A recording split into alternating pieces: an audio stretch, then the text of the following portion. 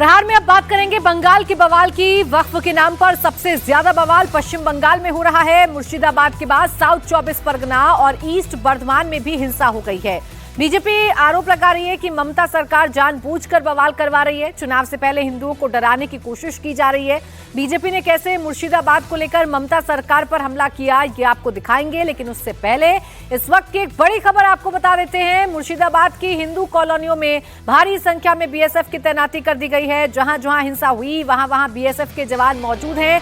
इस समय बीएसएफ की 20 कंपनियों ने मुर्शिदाबाद में मोर्चा संभाला है। इसके अलावा सीआईएसएफ के जवानों को भी हिंसा वाले इलाकों में तैनात कर दिया गया है। उधर ममता सरकार ने भी मुर्शिदाबाद में शांति बहाली के लिए पूरी ताकत झोंक दी है।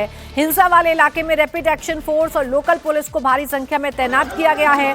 हालांकि यही काम अगर पहले किया जाता तो मुर्शिदाबाद में इतना नुकसान नहीं होता और हिंदू शायद पलायन ना करते। मुर्शिदाबाद में वक्फ कानून को लेकर 8 अप्रैल से बवाल हो रहा है। 8 अप्रैल को रघुनाथगंज में आगजनी हुई थी। इसके बाद 11 अप्रैल को सुती और शमशेरगंज में हिंसा हुई थी। फिर शनिवार को उपद्रवियों की भीड़ ने उत्पात मचाया था और ये सब वक्फ कानून के नाम पर हुआ था। दंगाइयों के निशाने पर मुर्शिदाबाद के हिंदू परिवार थे जिनका वक्फ कानून से कोई लेना देना नहीं, लेकिन दंगाइयों ने हिंदुओं पर टारगेट करके अटैक किया। उनकी दुकानों, घरों और मंदिरों में तोड़फोड़ की और लूटपाट की। आलम ऐसा हो गया कि हिंदुओं को मुर्शिदाबाद छोड़कर दूसरी जगहों पर शरण लेनी पड़ी, पलायन करना पड़ा। धुलियान में दंगाइयों ने जमकर उत्पात मचाया, इलाके की दुकानों में तोड़फोड़ की, हिंदुओं के घरों को टारगेट किया। हिंसा के बाद सड़कों पर चारों ओर सिर्फ बीएसएफ की गाड़ियां ही नजर आ रही हैं।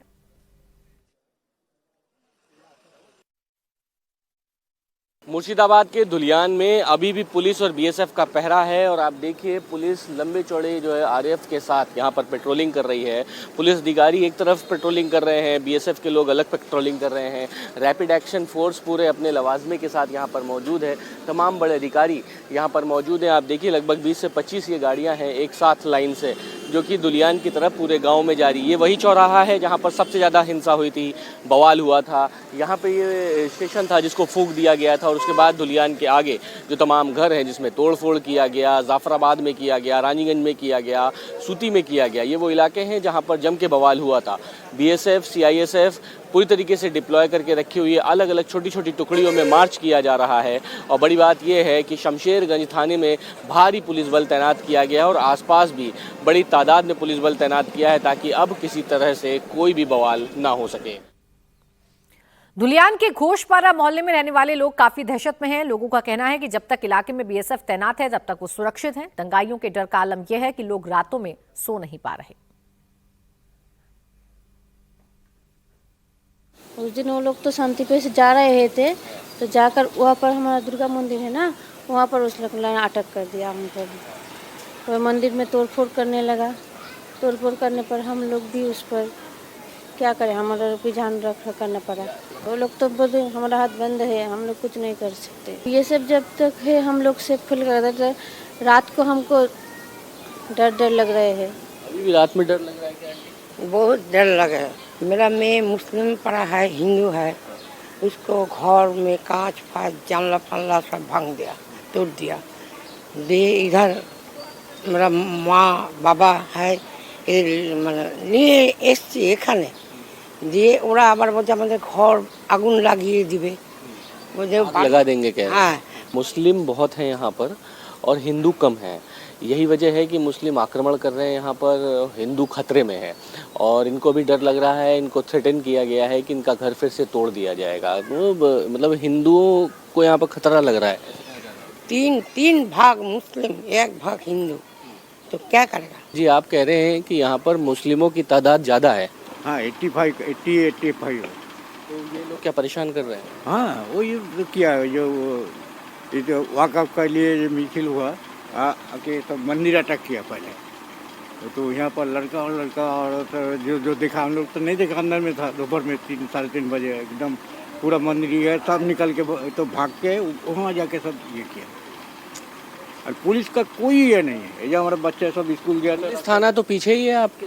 हाँ कुछ नहीं किया, फ़ोन करने से टाइम नहीं है, आदमी नहीं है, वेट करो हमारे पास ऐसा करके एकदम नहीं हेल्प किया। कोई पुलिस को इतना दिन से है ना, कोई पुलिस से जान पहचान है, तो हमको आके बोला, जो पूछा जो जो जो ऐसा अब कब करते हैं ये देखिए हम लोग को, तो वो एकदम बोला कि बस हम लोग को ऑर्डर नहीं है, ऑर्डर नहीं है हम लोग को।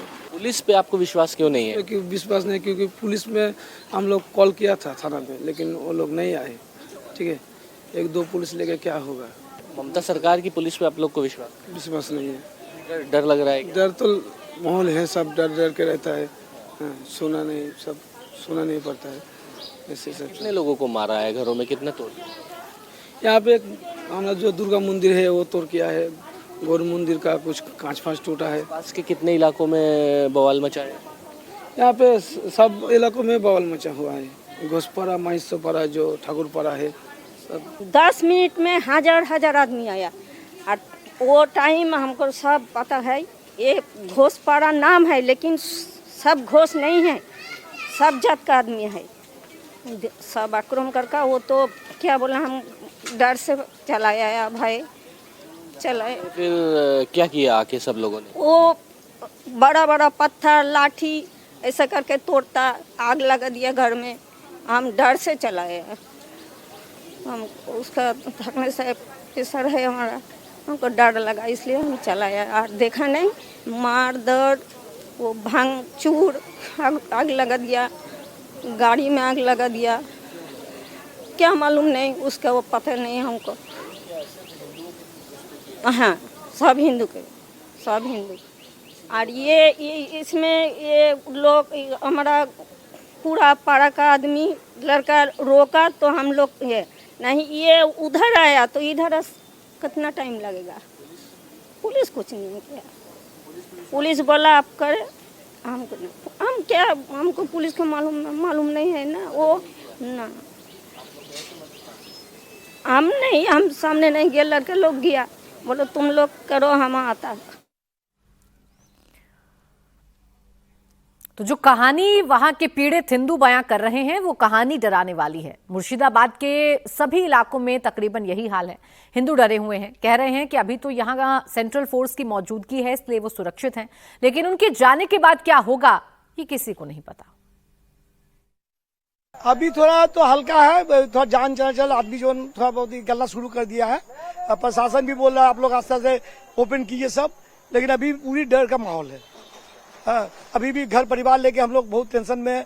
थोड़ा अब्बा मिलता है बाजार में, बीएसएफ को जाने दो, उसका बाद बदला ले लेंगे, फिर दिखा देंगे तमाशा। अब क्या तमाशा दिखाएगा ऊपर वाला जानता है, वही लोग जानता है। अभी स्थिति सामान्य होना ही है, क्योंकि मार खा लिया हम लोग, जिसको मारना था मार लिया, पुलिस आके हम लोग को घर में भर दे रही है। अब हम लोग निकलेंगे नहीं तो झगड़ा होगा नहीं। लेकिन जो अगला बार हुआ उससे अगला बार जो हुआ उससे अगला बार जो हुआ, अगला बार भी पत्थर तोड़ा गया मंदिर पर, इस बार भी तोड़ा गया मंदिर पर। दुकान खोलने का भी कोई प्रस्तुति नहीं लिया हुआ है, क्योंकि हम लोग का जो सामान था, इस महीने का पूरा सामान, हम लोग का डेट वाइज सामान रहता है, पूरा महीने का सामान जो था जल चुका है। अभी कोई सिनेरियो नहीं है दुकान खोलने का। नेक्स्ट मंथ हम लोग सोच रहे हैं दुकान खोलने का। मुर्शिदाबाद में धीरे धीरे इलाका सामान्य हो रहा है और जैसे कि देखा जा रहा है यहाँ पर शमशेरगंज पुलिस स्टेशन की तरफ से लोगों को जानकारी देने के लिए यहाँ पर माइकिंग भी किया जा रहा है कि पुलिस के साथ सब कोई संबंध बनाए रहे, कुछ भी प्रॉब्लम हो तो सीधा पुलिस को फोन किया जाए। इसी जैसे कि अनाउंसमेंट किया जा रहा है और इसके साथ साथ दिखाने की कोशिश करेंगे कि यहाँ पर सभी जगह पे जहाँ पर पिछले शुक्रवार को काफी ज्यादा हिंसा हुआ था, यहाँ पर बीएसएफ भी तैनात किया गया है। यहाँ पर हर एक चौराही पे ऐसे ही बीएसएफ तैनात है और कोई भी समस्या ना हो और अप्रिय घटना ना घटे, इसके लिए सभी व्यवस्थाएं प्रशासन की तरफ से की गई है। बीएसएफ भी तैनात है। तो कुल मिला के धीरे धीरे मुर्शिदाबाद के शमशेरगंज इलाका सामान्य की ओर आगे बढ़ रहा है। मुर्शिदाबाद हिंसा को लेकर बीजेपी ममता सरकार पर लगातार अटैक कर रही है। बीजेपी ने एक बार फिर बंगाल में राष्ट्रपति शासन लगाकर चुनाव कराने की मांग की है। बीजेपी नेता दिलीप घोष ने कहा कि चुनाव से पहले ममता बनर्जी हिंदुओं को डराने की कोशिश कर रही हैं। ये बार बार बोलना बाहरी है, बिहारी है, ये नाटक क्यों है? अगर बांग्लादेश से आया तो बांग्लादेश के लोगों को पकड़ो, बिहार से आया तो झारखंड से आया तो उसको पकड़ो। पुलिस क्या कर रहा है? और वो चाह रहे हैं कि जो ग्रेट कलकत्ता किलिंग हुआ था 46 में 30,000 हिंदू को काटा गया था, उससे बड़ा हादसा होगा और आधा हिंदू भाग जाएंगे और जो रहेंगे वो चुनाव में भाग नहीं लेंगे, उनका ये राज चलेगा। ये जानबूझकर कराया जा रहा है। जहाँ हिंदू कम संख्यक है वहाँ जानबूझ करके उत्तेजना फैलाया जा रहा है, डराया जा रहा है। अगले 26 का जो चुनाव है उसको जीतने के लिए जहाँ हिंदू कमजोर है, कम संख्यक है, वहाँ कोई विरोधी वोटिंग करने ही नहीं जाएगा। ऐसे 100 सीट जीत जाएंगे। प्रेसिडेंट रूल में ही इलेक्शन होना चाहिए, इसको इलेक्शन कमीशन देखे, और नहीं तो यहाँ जो हिंदू है वो वोटिंग नहीं कर पाएंगे। और ममता बनर्जी जो बोल रहे हैं 213 सीट फिर जीतेंगे, क्योंकि ऐसे ही तो 100 सीट खाली हो जाएगा, कोई वोटिंग करने नहीं जाएगा। तो वक्फ कानून के नाम पर बंगाल सुलग रहा है। इस बीच यूपी में अखिलेश के एक सांसद बार बार ऐसे बयान दे रहे हैं जिससे यूपी का माहौल बिगड़ सकता है। राणा सांगा पर बयान के बाद सपा सांसद रामजीलाल सुमन ने एक बार फिर नया विवादित बयान दे दिया है। अंबेडकर जयंती पर एक कार्यक्रम के दौरान रामजीलाल सुमन ने कहा, अगर तुम कहोगे कि हर मस्जिद के नीचे मंदिर है तो हमें कहना होगा कि हर मंदिर के नीचे बौद्ध मठ है। गड़े मुर्दे उखाड़ोगे तो भारी पड़ जाएगा। बाबा साहब डॉक्टर अम्बेडकर को जो मानते हैं उसे मैं कहना चाहूंगा, मोहल्लों में एक प्रचार कर देना तो बड़ा खतरनाक मामला है। अगर तुम ये कहोगे कि हर मस्जिद के नीचे एक मंदिर है तो फिर हमें ये कहना पड़ेगा कि हर मंदिर के नीचे एक बौद्ध मठ है। गड़े मुर्दे मत उखाड़ो, गड़े मुर्दे उखाड़ोगे भारी पड़ जाएगा। तो रामजीलाल सुमन अपने बयानों को लेकर लगातार चर्चाओं में है। इस बीच अखिलेश यादव भी अपने सांसद यानी कि रामजीलाल सुमन से मिलने के लिए 19 अप्रैल को आगरा आ रहे हैं। सुमन करणी सेना से दो हाथ करने को तैयार है, मतलब खुली चुनौती देकर यूपी का माहौल खराब करने की कोशिश हो रही है।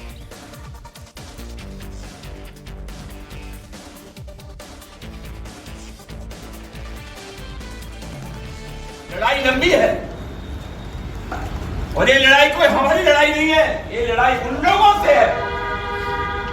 मुख्यमंत्री न रहने के बाद जिन लोगों ने गंगा जल से अखिलेश यादव जी का मकान धुलवाया, ये लड़ाई उन लोगों से है। हिंदुस्तान के मुसलमानों को बाबर की औलाद बताते हैं। हम कहना चाहते हैं, जब जब इस देश की इज्जत दांव पर लगी है, हिंदुस्तान के मुसलमान ने साबित कर दिया है कि देश की मिट्टी से जितनी मोहब्बत हिंदू को है उससे कम मोहब्बत हिंदुस्तान के मुसलमान ने तो कभी बाबर को अपना आदर्श नहीं माना, तो मोहम्मद साहब को अपना आदर्श मानते, क्योंकि संतों को मानते। तो हमें खुश किया कि जब तुम बाबर को कहोगे कि ये मुसलमान बाबर का डीएनए है तो तुमने किसका डीएनए बताओ। श्री अखिलेश यादव जी 19 अप्रैल को आ रहे हैं। लड़ाई का मैदान तैयार होगा, दो हाथ होंगे, विजयी हमारी होगी, कोई माई का लाभ हो नहीं सकता। इस बीच योगी सरकार में मंत्री जयवीर सिंह ने समाजवादी पार्टी को घेरा। जयवीर सिंह ने कहा कि रामजीलाल सुमन दलित है, इसलिए सपा ने उन्हें आगे किया है। समाजवादी पार्टी ने रामजीलाल को ही क्यों चुना इस सब उपक्रम के लिए? वो इसलिए चुना कि वो दलित हैं और जाटव समाज से हैं, इसलिए उनको आगे करके सपा चाहती है जाटव समाज के नाम पर, दलित समाज के नाम पर रामजीलाल को आगे करे। दलितों की सहानुभूति मिलेगी, मुस्लिम की सहानुभूति मिलेगी। और दलित जो आजकल छिटक रहा है, मायावती जी से अलग होने का प्रयास कर रहा है, उसको आसानी से तोड़ के अपने साथ बनाया जा सकता है। उन्हें याद रखना चाहिए समाजवादी पार्टी को, वो गेस्ट हाउस कांड लखनऊ वाला आज तक दलित समाज भूला नहीं है जो मायावती के साथ हुआ था।